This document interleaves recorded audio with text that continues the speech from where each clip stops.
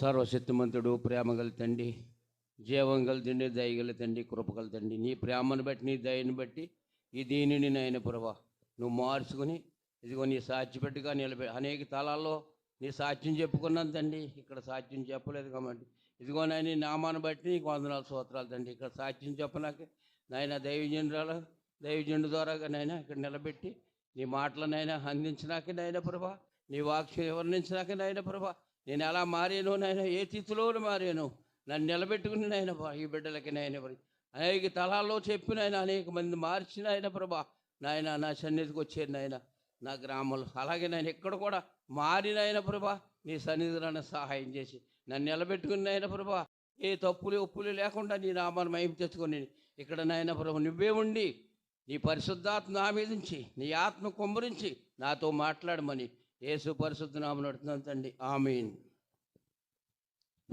దేవుడి బిడ్డలారా, నేనైతే చాలా మూర్ఖుడిని, దుర్మార్గుడిని. నా చిన్నతనంలోనే నాకు వివాహం కూడా 10వ సంవత్సరంలోనే నేను మంచి పుల్లిగా తాగివ్వండి. నేను పుడతున్న గెద్దాడలో మా తాతగారింటికాడ జగ్గనపేట దగ్గర గెద్దాడ ఆ గ్రామంలో నాకు పుట్టాను నేను. మా తాత తీసిపోయి మా అమ్మ తండ్రి అక్కడ పెంచుకున్నాను నన్ను. అక్కడ పుట్టి ఆ గ్రామంలోనే పెరుగుతూ ఉండగా నేను అనేక తలాల్లోకి తిరుగుతూ ఉండగా నేను ఏ మందుకే కానీ ఏ విసారతనం దేనికో కూడా నేను లోపడలేదు. అయితే 10వ సంవత్సరం నుంచి తాగుతుండగా అనేక తలాల్లో పని చేసుకుంటూ కుప్పలెక్కుతూ నిజంగా ఆకులాగుతూ లంకలు కొడుతూ నేను వ్యవసాయం పని చేశాను. అలాగే మా అమ్మమ్మకి ఎంతో సాయపడ్డవాడిని. అలాగే నా గ్రామంలో ఆ గెద్దాడు గ్రామంలో ఉండగా అలాగే 25 సంవత్సరాలు వచ్చాక నాకు వివాహం కుదిరిచాడు మా మాయ. కుదిరిచి చిడతపూడని గ్రామంలో ప్రేమావతిని నన్ను వివాహం చేశారు. ఆ వివాహం చేసిన వెంటనే మా అమ్మమ్మ చూసేది కాదు నా భార్యని. నిజంగా చాలా బాధ పెట్టేది, ఆహారం కూడా పెట్టేది కాదు. అప్పుడు నిజంగా అక్కడ కుమ్మర్లు ఉండేవారు ఇంటి పక్కనే. ఒరే పిల్లడ చంపేస్తారో దాన్ని, నువ్వు అలా కాదు, దాన్ని ఎక్కడికన్నా తీసుకుపోతావు, ఏం చేస్తావు అన్నప్పటికీ కొంచెం చిన్న మాట ఎవరన్నా చెప్తే బాగుండని ఎంతో అనుకునేవాడిని. అప్పుడు ఏంటంటే యేసుప్రభు అంటే నాకేమో మరి దేవుడు అంటే నాకు ఇష్టమే కానీ ప్రార్థన చేసుకునేవాడు కాదు. అలాగే యేసుప్రభు అనుకునేవాడిని అంతేగాని ఇంకో ఏ దేవుడిని మొక్కువాడిని కాదు, ఏ గుళ్ళోకి వెళ్ళేవాడిని కాదు నేను ఎప్పుడు కూడాను. ఆ పరిస్థితిలో నేను ఆ గ్రామం నుంచి తప్పుకోవాలంటే ఎలాగంటే అప్పుడు ఏం చేశానంటే కుమ్మర నరసమ్మ గారు ఏం చేసిందంటే కేకేసి ఒక ఊటుకొండ, ఓ జల్లిమూకుడి, ఓ పేసరమ్మంత చెప్తున్నాను నేను నిజంగా కుమ్మరులు అంటే. అప్పుడు ఆ రోజుల్లో మట్టి కుమ్మరు. అప్పుడు ఒక కూర దాకా ఒక కూర మీద దబ్బిడి ఇవన్నీ ఇచ్చి ఆవిడ వాళ్ళ ఇంట్లో ఉన్న గరిటి అదే తెడ్డి మామూలు కర్ర ఇవన్నీ కూడా ఆ రోజుల్లో. నా వయసు ఎంత అంటే అప్పటికి 10వ సంవత్సరాలు అంటే 25 సంవత్సరాలు పెళ్ళి అయిందంటే నేను పుడితే 49లో 50 పెద్ద గోదావరికి పుట్టాను నేను. అప్పటి నుంచి అప్పుడు 25 సంవత్సరాలు నాకు. ఆ రోజుల్లో నేను పుట్టినప్పుడు ఏమీ కూడా మండల ఆఫీసులు కానీ ప్రెసిడెంట్లు కానీ ఎవరి మున్సీకరణాలు ఏమీ లేవు ఆ రోజుల్లో నేను పుట్టినప్పుడు. అందు గురించి నా పుట్టిన డేట్ ఎప్పుడో ఏమో కూడా తెలియదు. అలాగే కూడా ఆ రోజుల్లో ఉండగా ఏం చేశానంటే నా భార్యకి ఇలా వండినప్పుడు మా అమ్మ ఎంతో గొడవెట్టేసి నిజంగా నువ్వు వేరే వండుకుంటావు అలాగే ఇలా తిట్టినప్పుడు ఇక ప్రేమావతి ఏడుస్తా కూర్చునేది. అప్పుడు నాగవేణి పేరు, ప్రేమావతి కాదు. అప్పుడు ఇంకా రచ్చన పోతుంది కాబట్టి నాగవేణి. అప్పుడు ఏం చేశాను, ఆ గ్రామం నుంచి నేను తప్పుకోవాలంటే మా అమ్మ వచ్చేసింది. అప్పుడు ఎవరు చెప్పారు వచ్చేసి నా కొడుకు ఇంతవరకు నీకు సాయం చేశాడు, ఎన్నో కట్టాలు చేశాడు, ఎన్నో బాధలు తీర్చాడు, నీకు ఓ పిల్లలుట్టింది, కుర్రోడు పెట్టాడు, మీకు సంతతి కలిగిందని నా కొడుకు ఏమిస్తావు ఇచ్చామంటే అప్పుడు నేను ఏమేమన్నా అంతే నడిచే బాబాని ఇంటికని ఓకల గారు తీసుకొచ్చేసింది. ఓకల గారు తీసుకొచ్చి ఓకల గారి గ్రామంలోను మా అమ్మ ఎప్పుడు తీసుకొచ్చిందో ఆ ఊర్లో ఉంటుంటే నా తండ్రితో పోరాడలా పోయేవాడిని. నా తండ్రి నా భార్య అని చూడనిచ్చేవాడు కాదు. ఎక్కడికి వెళ్ళినా చెమలే. నిజంగాను ఆ రోజుల్లోను. అప్పుడు చెంపడతని ఇలాగ మా అమ్మ 4 ఇళ్ళు బండాలంకి 4 ఇళ్ళు అమలాపురం బట్టలు ఇస్తే అయ్యే చేసుకుంటూ ఇద్దరం పోషించుకుంటుంటే ఒంట్లో తాళం వేసేసేవాడు నా తండ్రి. తాళం వేసేసినప్పుడు ఏంటి తండ్రి ఇలాగ చేస్తున్నామని దేవుడిని నమ్ముకోలేదు కదా అప్పటికి. ఇంకే దేవుడిని కూడా అనుకునేవాడిని కాదు. అటువంటి రోజులు ప్రెసిడెంట్ దగ్గరికి వెళ్ళి మా పెద్దబాబు దగ్గరికి వెళ్ళి, పెద్దబాబు ఎలాగ ఉందంటే వచ్చి ఒరే బుద్ధి లేనట్టు తప్పురా, అటు చిన్నప్పటి నుంచి ఎక్కడ ఉన్నాడో ఇవాళ వచ్చాడంటే నువ్వు ఎలా చూసుకోవాలని అంటే, అలాగ 5-6 సార్లు నా భార్యని తిడతాం ఇంచుంతం అయితే ఒక రోజుని నేను కూడా ఫుల్గా తాగి వచ్చాను. తాగొత్తంతో ప్రేమవతిని కొట్టాడు.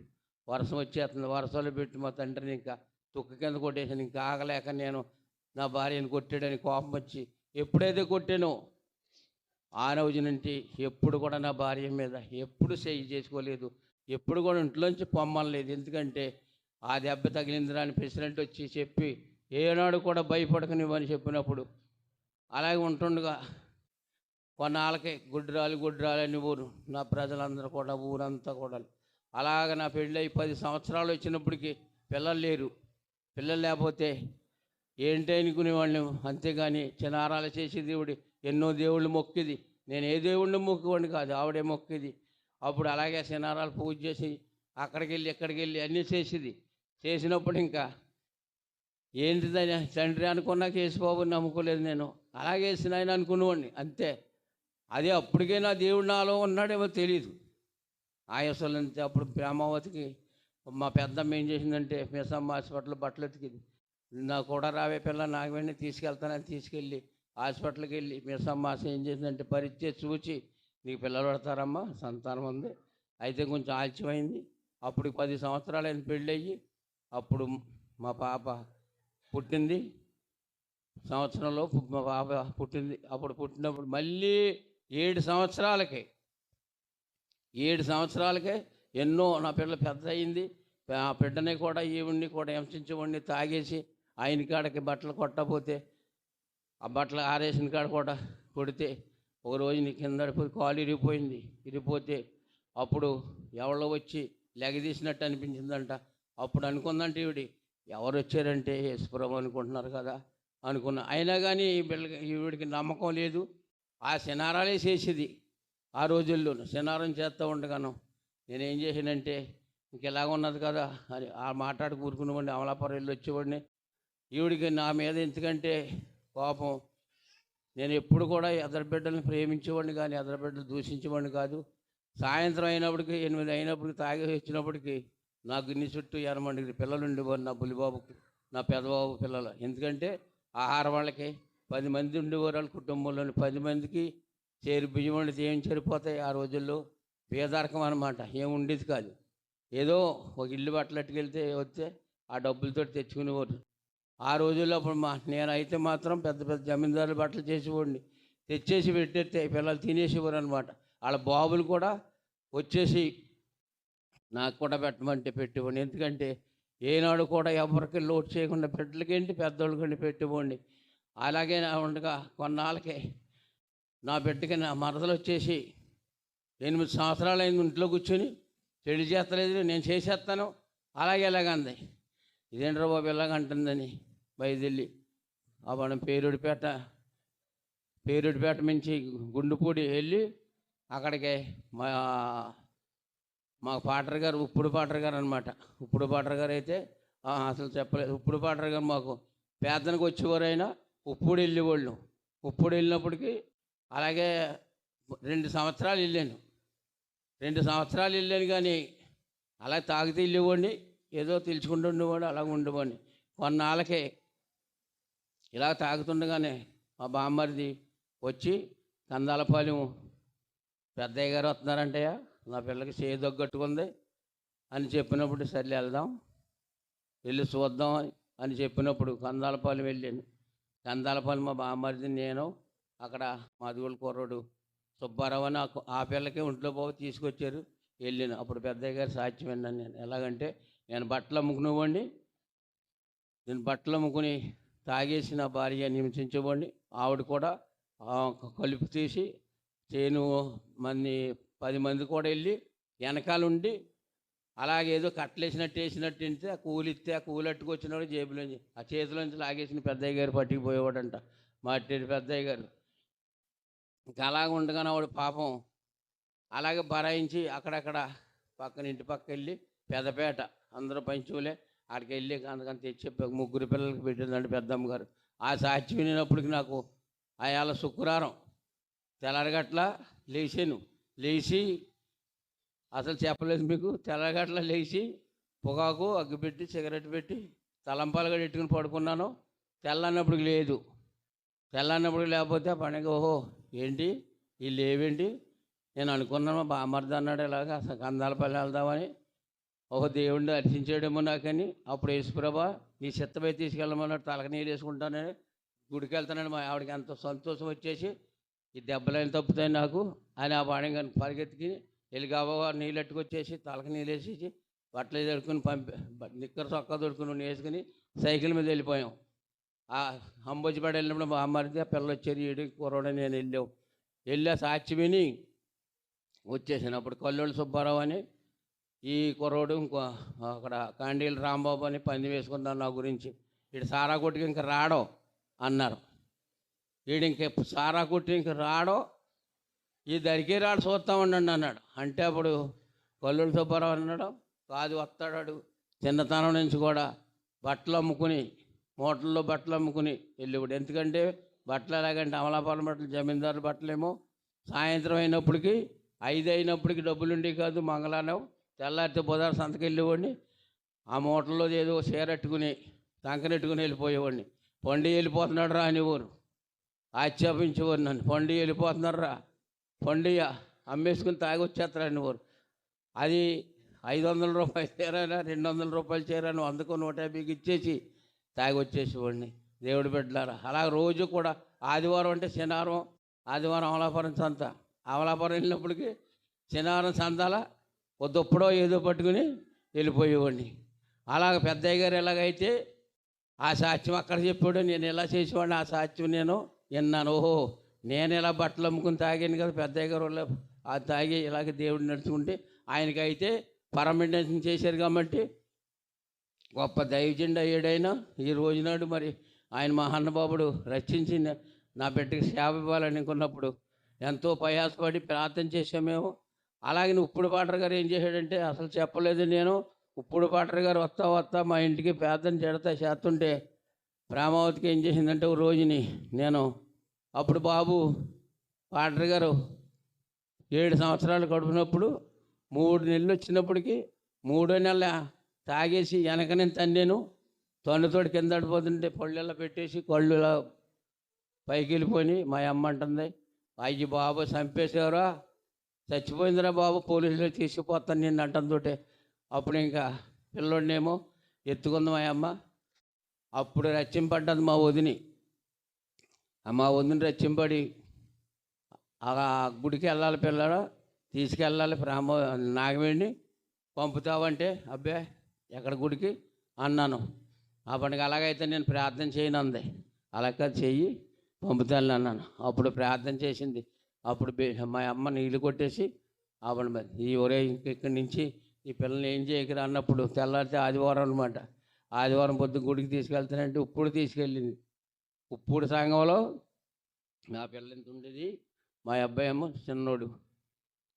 ఇప్పుడు వెళ్ళేవాళ్ళు. జ్యోతి కుమార్ అని కుంటి పిల్ల ఉండేది, ఆ పిల్లని భుజాన్ని వేసుకుని వెళ్ళిపోండి నేను.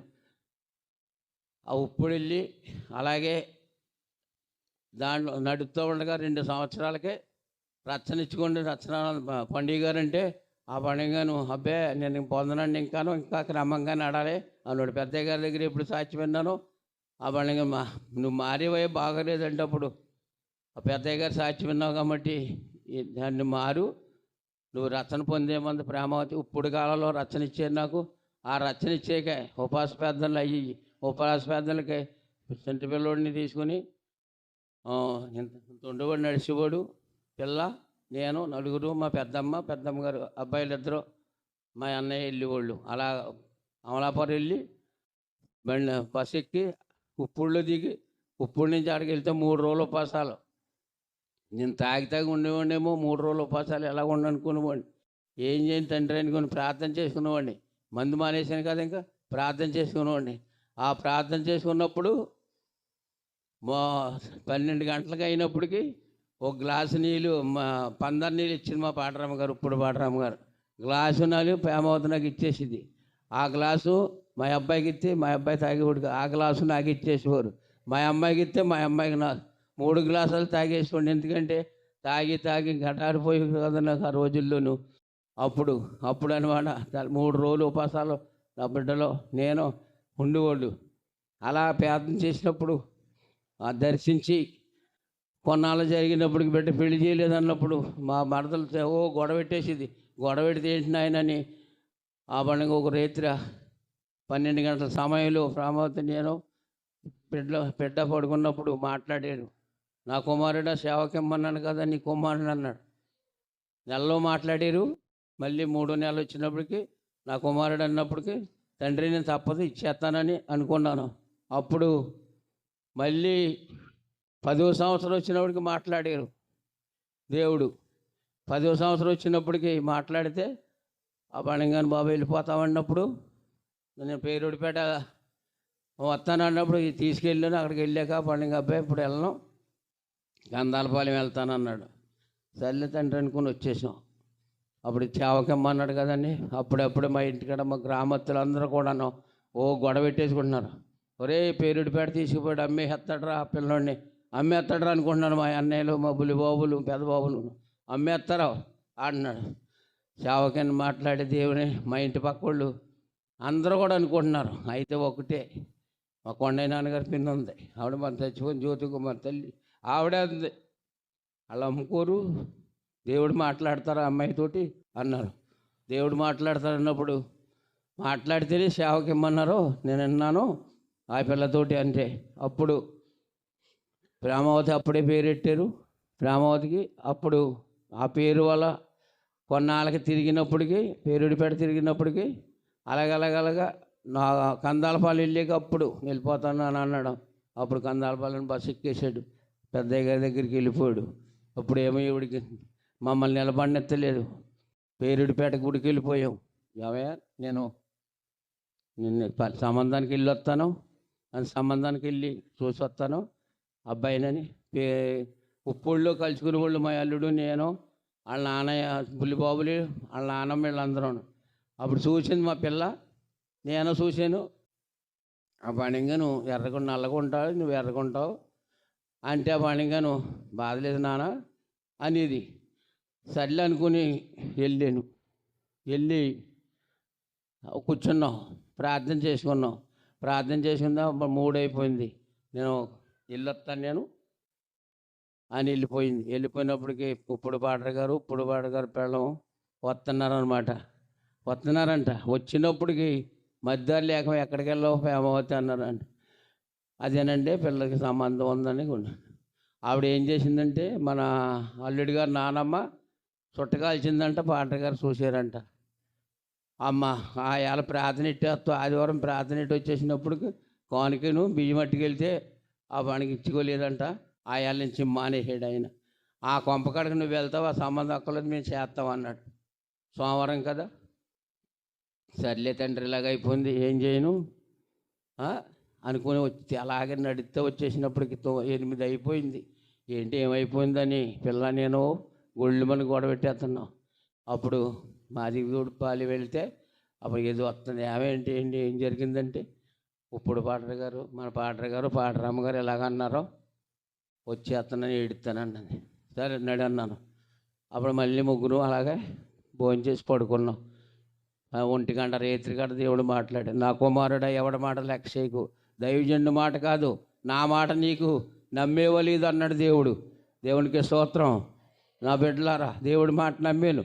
ఎప్పటి నుంచి కాదు, నన్ను పట్టుకున్నప్పటి నుంచి కూడా నమ్మాను. అప్పుడు సర్లే నీ కుమారుడు వెళ్ళి అన్నాడు. తెల్లగట్లా లేచాను, ముఖం కడుక్కుని ఇక్కడ చొక్కా దొడికిన సైకిల్ ఎక్కినప్పటికి మా అల్లుడు అక్కడికి వచ్చాడండి. ఎందుకో మరి దేవుడే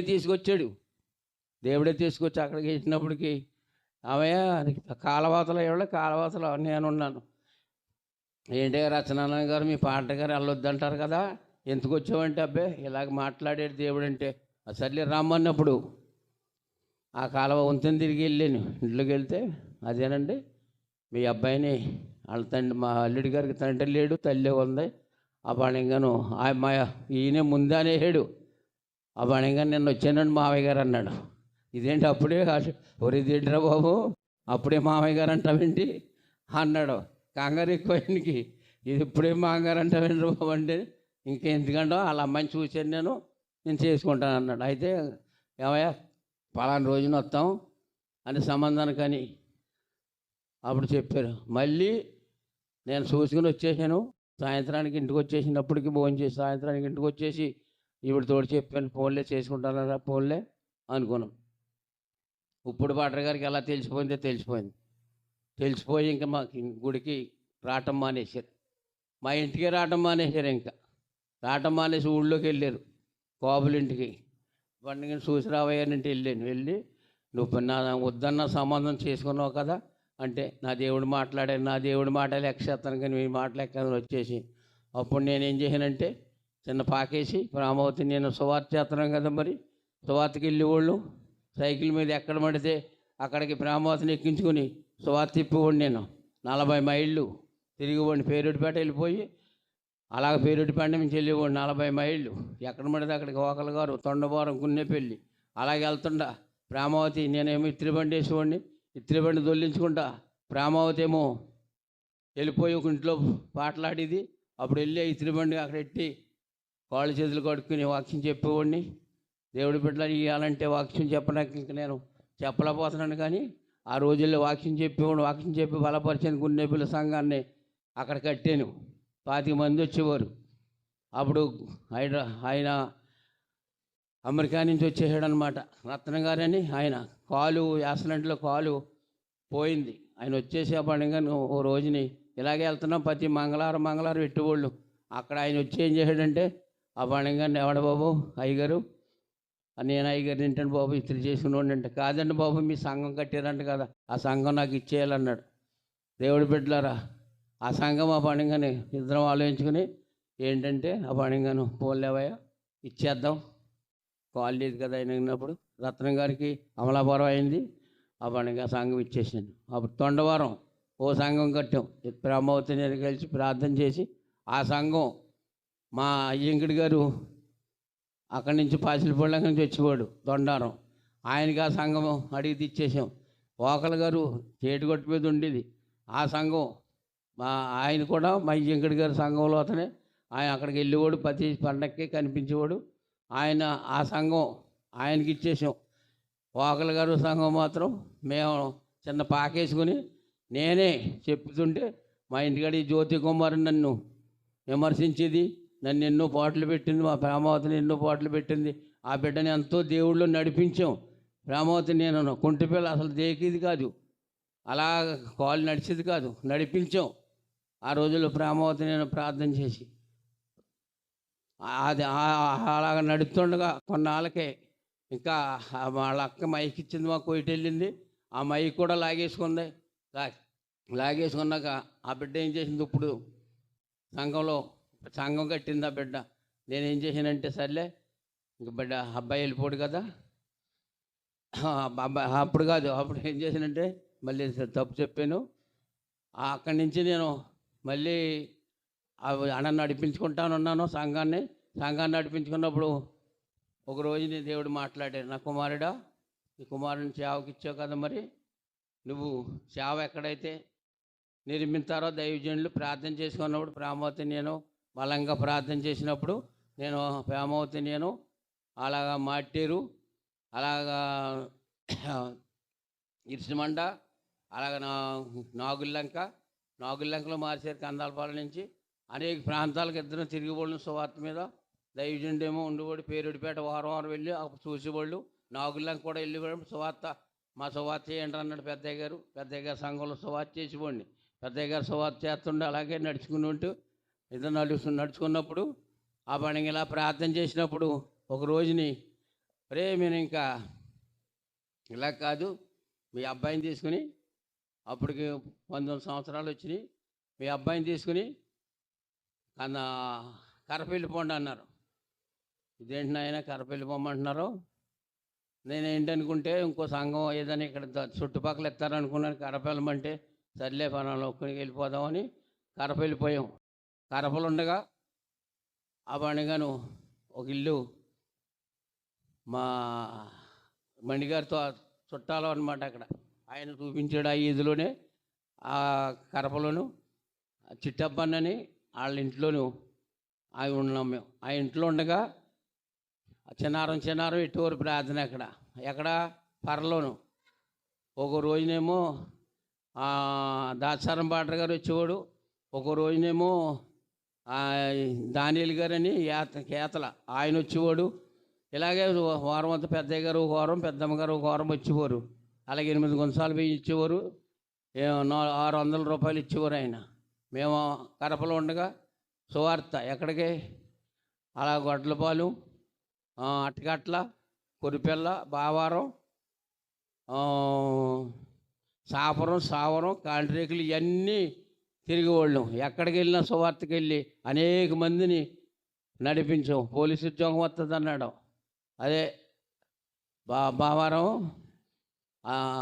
సంజీవ్ గారు అల్లుడు అనమాట. అక్కడ అప్పుడు ఒక ఆవిడ, మాదిగోళ్ళు ఆవిడకి పిల్లలు లేరు, 8 సంవత్సరాలు అయిన పెళ్ళయి. ప్రార్థన చేసాం, అప్పుడు గర్భాన్ని తెరిచాడు. అయినా కానీ మేము ఏం చేసామంటే సడన్గా ఇలాగ ఉంటుండగా గాలివాన వచ్చేసింది ఆ పరలోను.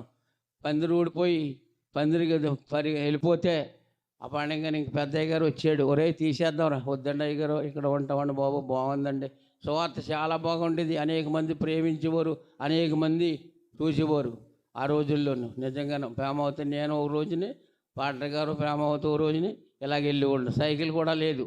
సైకిల్ లేనప్పుడు చిట్టప్పనే సైకిల్ ఇచ్చేవాడు. అప్పుడు మళ్ళీ ప్రార్థన చేసిన తండ్రి ఏంటని, ఒరే సైకిల్ కొనిస్తాను రారండి అని కాకినాడ పెద్దయ్య గారు తీసుకెళ్ళి సైకిల్ కొనిచ్చాడు. అక్కడ ఆ సైకిల్తో తిరిగేవాళ్ళు. అలా ఉండగా ఓ రోజుని దేవుడు మాట్లాడుతున్నారు, నా కుమార్తెకి దర్శనం చూపించానని మా పాటరాబాయ్ గారు చూపించాడు. అప్పుడు ఇదేంటి నాయన, నా బిడ్డ అంతా 19 సంవత్సరాలు అంటే వాళ్ళ చిన్నాన్న రాగల గారు కలిసి వాళ్ళ తాత వచ్చారు. కరప నిలుక్కుంటా వచ్చారు. నిలుక్కుంటూ వస్తే ఇంటికి వచ్చినప్పటికి నాకు తెలియదు, రాగల గారు ఎవరో తెలియదు, ఈయన ఎవరో తెలియదు. మా ప్రేమావతికి తెలిసింట. ఆ పండుగను ఏమయ్యా సైమాన్ గారు మా అంగారును అప్పుడు తోలుండు అన్నారు. ఇదేంటారు బాబు తోలుండు అంటే ఇదేంటంటే అప్పుడు చిట్టప్పని తల్లి అంటుంది, బొడ్డోళ్ళు లేదా పిల్లోడికి పెళ్ళేంటి అన్నది. ఆ పండుగ వాళ్ళు ఏం చేశారు, ఇద్దరు కలిసి వచ్చేసారు. వచ్చేస్తే అప్పుడు సోమవారం వచ్చాడు ఆయన, మంగళవారం ఇద్దరం కూర్చొని అప్పుడు ఇంటికాడ నుంచి గ్యాస్ పొయ్యి అట్టుకెళ్ళాం. గ్యాస్ పొయ్యి అట్టుకెళ్తే గ్యాస్ బండి అట్టుకెళ్ళాం. డోకరా వస్తుంది ప్రేమావతికి. అది అట్టుకెళ్ళి ఆ డోకరాలో పండుగను పొయ్యి కొనుక్కురావాలి అబ్బాయి అంటేని, కాకినాడ వెళ్ళాలి పొయ్యి కొనుక్కురావాలంటేని. అప్పుడు అక్కడ ఒక ఆవిడ ఉంది ఇంటి పక్కనే, అయ్యగారండి నేను ఇస్తాను పొయ్య అన్నది. ఊరికి వద్దామా డబ్బులు వద్దండి మాకు, మా ఇదిలో ఉంటున్నారు కదా మీరు అని ఉంటే 200 ఇచ్చా పొయ్యి ఇచ్చుకుని ప్రార్థన చేసుకుందామని ప్రార్థన చేయమన్నప్పుడు బండి వేసుకుని వచ్చేసి లోడింగ్ని ఎవరో చేయమని గారు వచ్చేసి, ఓ పొయ్యి అంటున్నారా, నేను వచ్చాను ప్రార్థన చేస్తానండి అంటే. ఇదేంటయ్యా ప్రార్థన చేస్తానంటావు ఏంటి, నువ్వు ఎందుకు వచ్చాను, నేను మీ తోలంటూ మీ మామగారు వచ్చాడు, మళ్ళీ ఇవాళ నువ్వు వచ్చావు, నేను చేయని పెళ్ళి ఏంటి ఇప్పుడు అంటే, అబ్బాయి కుదరదు, నా కూతురు చెయ్యాలి, నీ కొడుకు నన్ను ఇదేం చేస్తాం, ఇదేం బాగుంది, చాలా మమ్మనాడు పెళ్ళి అనుకున్నావు ఏంటి అన్నాను. 19 సంవత్సరాలు ఏంటి అనినప్పుడు ఈవిడేమంటుంది, దర్శనంలో చూపించండి నాకు అన్నది. అయినా మేము పాసిలిపూళ్ళకి సువార్తకి వెళ్ళేవాళ్ళం. అప్పుడు నేను చూసాను ఈ అమ్మాయిని, వాళ్ళు 7 గుళ్ళోకి వెళ్ళి కూర్చున్నప్పుడు ఈ అమ్మాయిని నేను చూసాను. ప్రేమావతి అలాగే సిరితల ఇవన్నీ ఉంటాం. ప్రేమావతి చెప్తుంటే, మీ ప్రేమావతి గారు చూసారే బాబు, నాకు తెలిసే బాబు అంటాడు. నువ్వు ఒప్పుగా ఉన్నప్పుడు ఆ దర్శనం ద్వారా కానీ మీరు తప్పకుండా మీ ఇద్దరు వచ్చేయాలి, నేను అందరికీ నేను చెప్పుకుంటాను అన్నాడు. చెప్పుకుంటానంటే మా తమ్ముడికి మా మరదలకే చెప్పేశారు, మా పిల్లకే మా అల్లుడికి.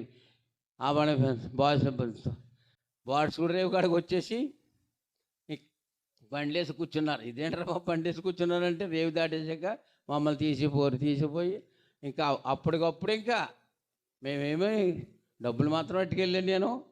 ఆ పండుగ ఇంకేం చేస్తాం, ఈయన ఎలాగంటున్నాడు ఏంటారు బాబు అనేటప్పటికి ఆవిడ మా ఎల్లుడి అంటాడు వచ్చింది. పెళ్లి మాటలు అయిపోయి మా ఇంకా పిల్లని మీద అనిపించుకోండి అన్నప్పుడు జగన్పేట పంపించి అన్నీ తెప్పించి ప్రధానం ఇచ్చి కట్నం మాట్లాడుకోండి అన్నప్పుడు మా అల్లుడు కట్నం అన్నప్పుడు 50,000 ఇస్తానన్నాడు. మా 50,000 నాకు వద్దని పెళ్ళారు తిరిగిపోయి వచ్చేస్తున్నాడు. ఆ పండుగ మా వెనకాల మా ప్రేమావతి మా పిల్ల పడ్డారు. నాన్న అలా కాదు, పిల్ల బాగుంది, పిల్లని మళ్ళీ కుదరదు, దేవుళ్ళు నడుచుకుంటుంది అన్నప్పుడు అలా కుదరదు, నాకు వద్దన్నాను. వద్దని వచ్చేస్తుంటే ఆ పండుగ ఇంకా మా ఎల్లుడు అన్నాడు, ఏమండే డబ్బులు రచించదు అన్నప్పుడు సర్లేని ఊరుకొని అయ్యభోగం కోసం కుదుర్చుకొని చేశాను. అలా బిడ్డ పెళ్ళి కూడా ఏం చేశాను, బిడ్డ పెళ్ళి కూడా అలాగే ఎంతో అప్పులు చేసి ఎన్నో అప్పుల భారాలు చేసి ఉన్నప్పుడు కూడా ప్రేమ సువార్తకి వెళ్ళింది. ఎప్పుడు కూడా నా కొరకు అప్పుల గురించి దేని గురించి ఆలోచించేది కాదు. నాకు ఏదైనా ఎవరితో మాట్లాడితే గెద్దాల్లో కూడా ఎంతోమంది పిల్లల నా మీద నేను కూడా వచ్చేవారు కాపుల పిల్లలు. అది ఎలా కొలలాడేవాడిని, కానీ ఎప్పుడు కూడా ఏ పిల్లల్ని కూడా ముట్టుకోలేదు. నేను ఏ స్త్రీని కూడా నేను తాకలేదు. ఏ ఇసులు కూడా ఎక్కడ కూడా ఏ ఊరు వెళ్ళినా ఎక్కడికి వెళ్ళినా తణుకు వెళ్ళాను, తణుకులుగా చిడతపొడి వెళ్ళిన చిడతపొడి ఎక్కడ కూడా నేను ఏ ఇసులు కూడా గౌరవంగా బతికాను. కానీ చంటి బిడ్డల కాడి నుంచి ప్రేమించుకొచ్చాను. కానీ ప్రేమవతి నమ్మేది కాదు నన్ను. ఎప్పుడు కూడా ఏదో చేసాడనుకునేది, అనుమానం ఎక్కువ, ఏదో చేసాడనుకుని దాని మీద కొట్టేసుకోండి అంతేగాని రెండోది ఎప్పుడు కూడా కొట్టాలని నా పగ కాదు, ఏమి కాదు, ప్రేమించుకోండి. ఇప్పటికీ కూడా నా బిడ్డ నా కూతురు కూడా నమ్మదు. మా ఆవిడని ఎప్పుడు కూడా నమ్మేది కాదు. ఎందుకంటే తల్లిని కూడా నమ్మేది కాదు. ఆ రోజుల్లో నిజంగా అన్ని పాటలు పడి అలా చెప్తే మీరు నమ్మరు. వాళ్ళ అమ్మగారింటి తీసుకెళ్ళిపోయింది. ఓఎన్జీసీకి వెళ్ళిపోయేవాడిని నేను. ఓఎన్జీసీలో బాంబులు పేల్చేవాడిని. ఓఎన్జీసీలోకి వెళ్ళి బాంబులు పేల్చేవాడిని నేను. ఓఎన్జీసీలో ఉండేవాడిని 6 నెలలు. 6 నెలలు కూడా వెళ్ళిపోయింది. ఎక్కడికే వాళ్ళ అమ్మగారింటికి తీసుకుపోయాడు తమ్ముడు. ఆ రోజుల్లో నిజంగా ఉంటే పంచిచ్చింది వాళ్ళ అమ్మ. పంచిస్తే ఒలే మా ఎరుగు నుండి తీసుకొచ్చి ఇంట్లో పెట్టావు అని చెట్టుగాళ్ళ నరసమ్మ ఉండేది, తిట్టింది. కాళ్ళు అడిపోతే అమలాపురం సైకిల్ మీద వెళ్తున్నాడు. సైకిల్ ఇచ్చేది కాదు, ఇత్తులు పెట్టి ఇచ్చేది కాదు.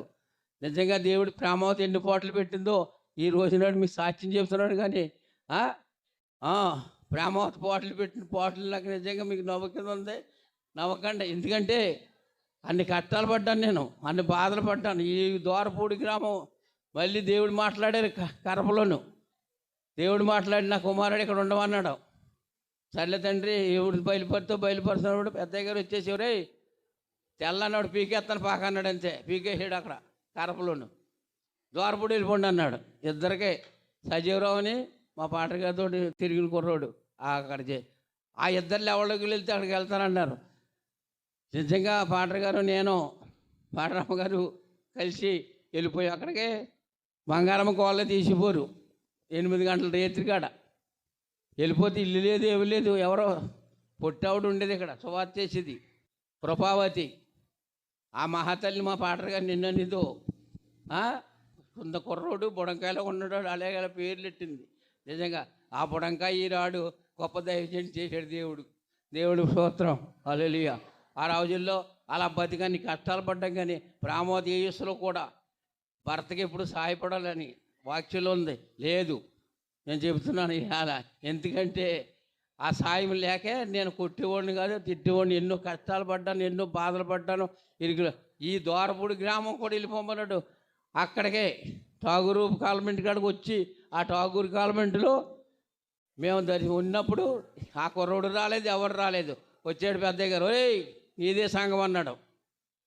దాన్ని కేకేసి నీదే సంఘం అన్నాడు. ఆ సంఘం నాకు ఇచ్చేసినప్పుడు ఎంతో ప్రేమించి నిజంగా అక్కడ గుడ్డు దుమ్ములు పందిరెట్లు ఇవన్నీ ఉంటే అక్కడ బాగు చేసుకుని అవన్నీ ఎత్తుకుని ప్రార్థన ఎట్టుకునే వాళ్ళు అక్కడ డాగూరి కాన్వెంట్ కాడ. ఆ రోజుల్లో అలా ఉండగా అక్కడ మేరాబి గారని బంగారమ్మ కోళ్ళ ఇంట్లో ఉండేవాళ్ళు. 7 ఇళ్ళు తిరిగాం. ఈ రోజునాడు ఎలాగ ఉన్నామంటే దేవుడి కృప. 7 ఇళ్ళు ఎక్కడ తిరిగినాను. డేలర్ గారి ఇంట్లో కూడా ఉన్నాం మేము, చెబుతున్నాను నేను. రంబాల ఇంట్లో ఉన్నాం. ఎన్ని ఇళ్ళైనా తిరిగాను. అలాగే దేవుడి బిడ్డలారా, ఎప్పుడైనా సరే ఏ కట్టం ఏదొచ్చినా కానీ అస్సలు పట్టించుకుని మా ప్రేమవతి నిజంగా. అలాగే అంత గురించే కానీ కోపం వచ్చి కొట్టేవాడిని. కానీ పెద్దయ్య ఇక్కడ అంటారు సంఘ బిడ్డల, పెద్దయ్య గారు కొట్టేసేవారు పెద్దమ్మ గారిని. ఇయ్యే కానీ అసలు జీవిత చరిత్ర ఏంటో తెలుసుకోవాలి కదా. ఆ సాక్షి వేనాడు నుంచో చెబుదామని అనుకుంటాను, నేను చెప్పలేకపోతున్నాను. సాయంత్రం చేసినాడు నుంచో పాటలు పడుతున్నాడు. అప్పుడు తొండవరం సంఘంలోకి వెళ్ళినప్పుడు తప్పుడే కుర్రాడు ఏ ఊరు వెళ్ళిపోడు 3 నెలలు అయింది, రాలేదు. జ్యోతి కుమార్ని ప్రవచన చెప్పేస్తుందని వచ్చేసారు కోపలు అందరూ. 4 నెలలు వచ్చేస్తాడు నీ కొడుకు అన్నది ప్రవసంలోను. ప్రేమతో మాట్లాడా, రేపు పొద్దున్న వస్తున్నాడు నీ కుమారుడు అన్నాడు. తెల్లన్నప్పుడు వచ్చేసాడు ఆ కుర్రోడు. ప్రేమావతి అంటే నమ్మకం, ఆ నమ్మకం మీద అంతే మాట్లాడాడని పేతనెట్టమన్నారు. పేతనెట్టమన్నప్పుడు దేవుడు బయలుపరిచాడు నాకు. ప్రేమతో నా కుమారుడా లోక 15-11 వాక్యం చెప్పి అక్కడ అన్నాడు. ఏంటి లోక 15-11 చెప్పమని ఏంటని ఆయన అన్నప్పుడు నేను ఇంకా తిరగలేక ఆ వాడిగాను కొట్టుమిట్లాడుతుంటే ప్రేమవతి అన్నది, ప్రేమవతి చదువు వచ్చింది కూడా చెప్పేసింది, ఏమయ్యా తప్పుని కుమారుడు గురించి అన్నది. అప్పుడు వెళ్ళి అక్కడ చెప్పాను తప్పుని కుమారుడు గురించి. జ్యోతి కుమారు తెరవలేదు, మతిపోయింది. నిజంగాను ఎంత గొప్ప వాక్యం చెప్తున్నాడు ఏంటంటే బాబు అనుకోండి. ఏంటంటే నాది కాదు, ఆ దేవుడి చెప్తే నాకు. దేవుడి బిడ్డలారా, ఇంతవరకు మీ సజీవ రెక్కలతో నా దేవుడు కాపాడాడు నా బిడ్డల్ని, నన్ను నా కూతురు కుటుంబం కూడా మంచిగా చేశాడు దేవుడు. ఆ దేవుడినే పట్టుకున్నాను కానీ నా ప్రేమావతి నన్ను నమ్మకపోయినా కానీ నా దేవుడు నమ్మాడు. నేను ఏ పాపం చేయలేదు, ఆయన నమ్మాడు. ఇవాళకు కూడా మీ దగ్గర అందరి దగ్గర చెబుతున్నాను, ఏది కూడా నాకు తెలియదు మాయ. అందరూ కూడా నా తోడు ఇక్కడ కూడా ఇప్పుడు ఎలకొలలో ఏకాదిగలు ఆడతారు. అయినా కానీ అంతే అలా పోతుంది నా జీవితం. అంతేగాని ఆ ప్రేమావతికి అనుమానం పెనిపోతాం అదే పట్టింది. అందుకే నుంచే ఆవిడ పరలోక రాజ్యం వెళ్ళింది సుఖంగా ఉంది. దేవుడి బిడ్డలారా, అలాగే మా గురించి, మా కుటుంబం గురించి, మా సంఘం గురించి మీరందరూ ప్రార్థన చేస్తారని ఈ చిన్న సాక్ష్యం దేవుడు దీవించుగాక. ఆమేన్.